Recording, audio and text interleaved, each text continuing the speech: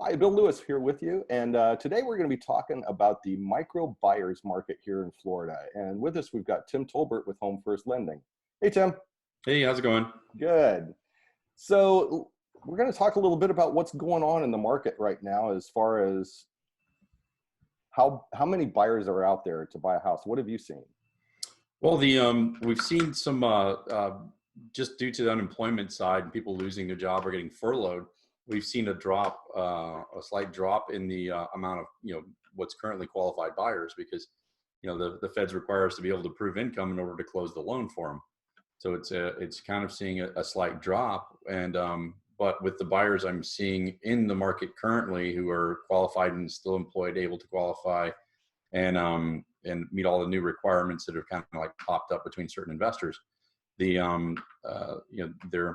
offers are getting accepted, and and actually I've seen some that are lower than purchase price, and also closing costs being paid. So it's it's kind of like a short-term micro.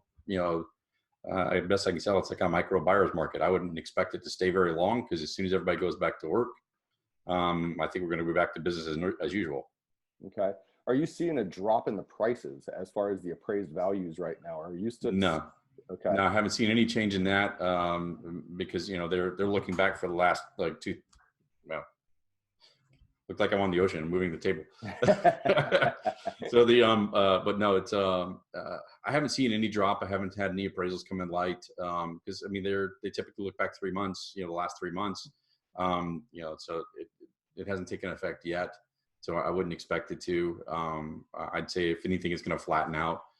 If people are pushing the market on appraisals, that may be an issue, or on not on appraisals, but on the actual purchase, the purchase price. If they're pushing it too far, that may be an issue. But if it's at realistic market value, you'll be fine. Okay. So when buyers are trying to get pre-qualified now, I know you're seeing a drop in the amount that are able to be pre-qualified, but are the buyers that are getting pre-qualified, are they more qualified than they were in the past? No, actually, they're the same. There's been a little bit out in the market where certain investors have pulled back, and they've bumped their credit scores, things like that. But the guidelines haven't changed. In fact, Fannie, Freddie, and FHA, everybody's relaxed their appraisal requirements a little bit to help protect the appraisers. Okay. So it's they're doing everything they can to keep things moving forward as business as usual. But pricing has changed some. But even when I say pricing has changed, your lower tier credit score is a little more expensive now.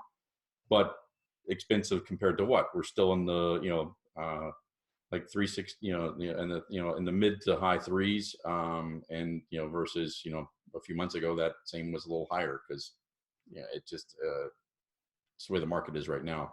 Right. So basically, if you're sitting on the fence about buying a house, now is a good time to jump in. I would. I mean, it's a good time. I mean, if you reality is this rate structure is going to stay there for a while. So as soon as we come out of this blip and drop in people that's able to buy, I would expect it to take off again. Okay. Well, that sounds great. I appreciate the time and look forward to seeing you on the next deal. All right. Thanks. Thanks.